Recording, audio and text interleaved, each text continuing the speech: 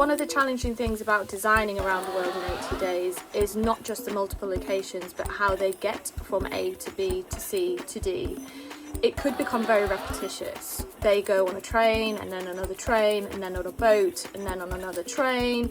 And although there are a few novel modes of transport mixed in the middle, it could become very boring for an audience. So with our production, the performers do an awful lot of the work.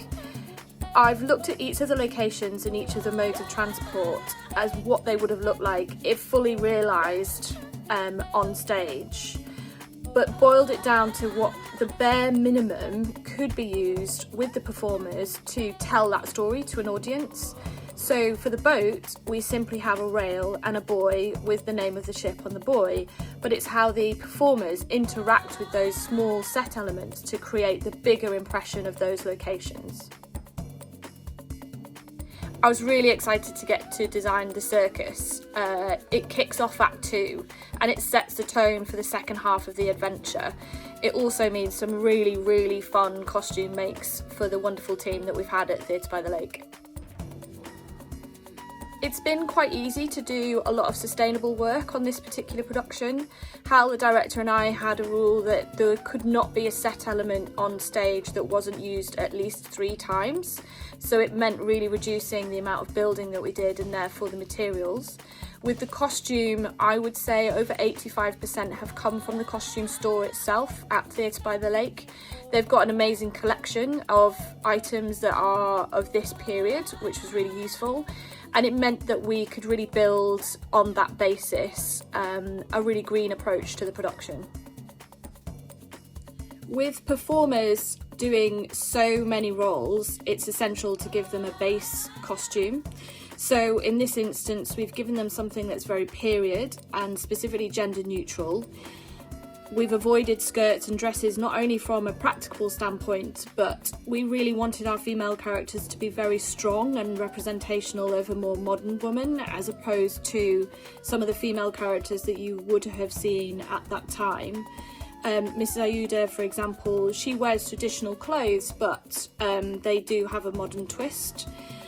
With the ensemble characters that play, in some instances, up to 12 other people, they will have a base which consists of trousers, a shirt, a neckerchief and a waistcoat, and almost everything is built to be worn directly on top.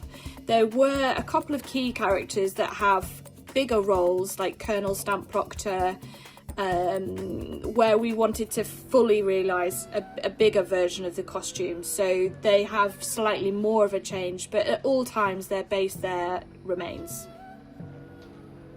It's really hard to pick a favourite part of the process because each part or each bit of designing the show is really different.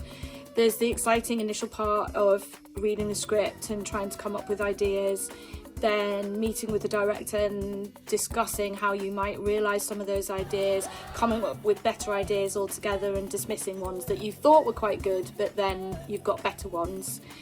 Then you start to add the creative team. You've got lighting, you've got sound, you've got movement, and that elevates the version of the production you've got in your mind again. You do the presentations of the show. That's always very nerve-wracking, definitely not a highlight, but an essential part. And then you get to a point where you have rehearsals and the performers bring something new to the production as well. So every bit of the process is exciting in its own way. It's also equally nerve-wracking, incredibly hard work, but it is all made worthwhile when you have a child come out after seeing a production and say, "Oh, I loved that elephant," or "Wasn't it clever how they made the train?" We deliberately haven't made fully realised things on stage so that it allows the audience's imagination to really get involved and be equally part of the process.